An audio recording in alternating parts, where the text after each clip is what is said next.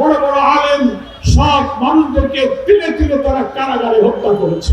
বিচার ব্যবস্থায় দলীয়করণ, চাকরিতে দলীয়করণ, কোর্ট কাছারিতে দলীয়করণ, স্কুল কলেজ শিক্ষা প্রতিষ্ঠান প্রশাসনের যেখানেই যাবেন, যে দল যখন কর্তৃত্ব ক্ষমতায় থাকবে তার দলের লোক ছাড়া ব্যবসা বাণিজ্য, লেখাপড়া, বিসিএস, পুলিশের চাকরি, মিডিয়ার চাকরি, শিক্ষকতার চাকরি সেই দলের লোক না হলে কোথাও তার কোনো সুযোগ হবে না।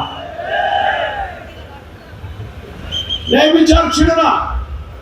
জুডিশিয়ারিতে প্রচন্ড দলীয়করণ করে দেশের বিচার ব্যবস্থাকে ভেঙে ফেলা হয়েছিল।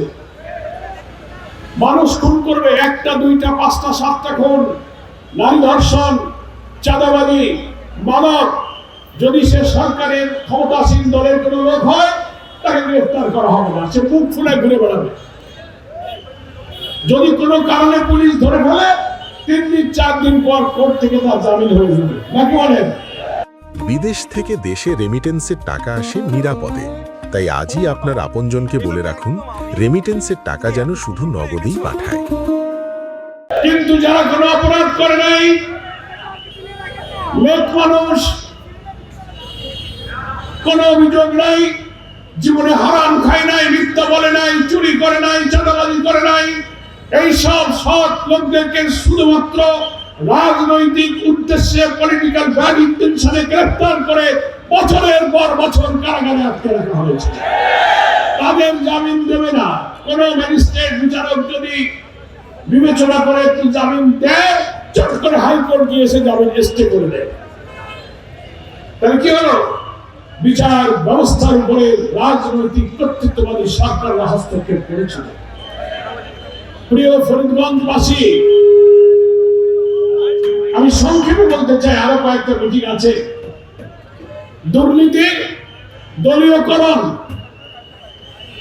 বিচার ব্যবস্থায় হস্তক্ষেপ, ভিন্ন দল মতের উপরে দমন পীড়ন সব দলের লোকেরা করেছে কিনা বলেন?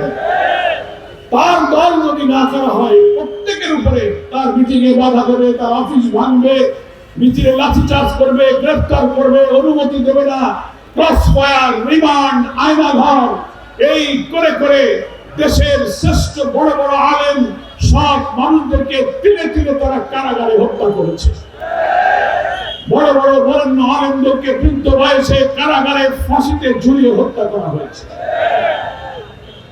ফলে ভিন্ন মতের উপরে দমন করে চলেছে। অর্থনীতি শেষ, হাজার হাজার কোটি টাকা বিদেশে পাচার করবে সিন্ডিকেট। এই কথাগুলো আমি কেন বলছি?